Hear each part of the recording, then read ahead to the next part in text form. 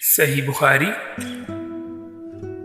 حضرت ابو بکر صدیق نے نبی علیہ السلام سے پوچھا، مجھے کوئی ایسی دعا بتا دیجیے جو میں نماز میں مانگا کروں۔ نبی علیہ السلام نے فرمایا، یہ دعا پڑھ لیا کرو، اللہم انی ظلمت نفسی ظلما کثیر، اے اللہ میں نے اپنے نفس پر ظلم کیا اور بہت بڑا ظلم کیا، بہت کثیر ظلم کیا، ولا یغفر الذنوب الا انت، اور نہیں بخشنے والا، نہیں مغفرت کرنے والا میرے گناہوں کی سوائے تیرے، تو ہی صرف میرے گناہوں کی بخشش کر سکتا ہے اور کوئی نہیں۔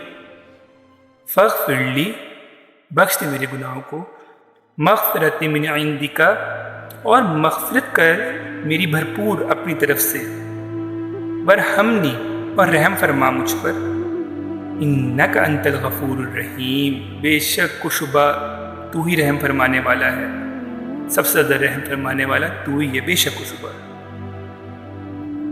ہمیں یہ دعا ضرور پڑھنی چاہیے نماز کے تشہد میں درود شریف کے بعد، اور بہت ہی پر اثر دعا ہے، بہت ہی اٹریکٹیو دعا ہے۔ اگر کوئی شخص اپنی جان پر ظلم کر بیٹھا ہے گناہوں کی صورت میں، تو یہ الفاظ کہہ سکتا ہے، ان الفاظ کے تھرو اللہ کو پکار سکتا ہے، بہت ہی خوبصورت الفاظ ہیں۔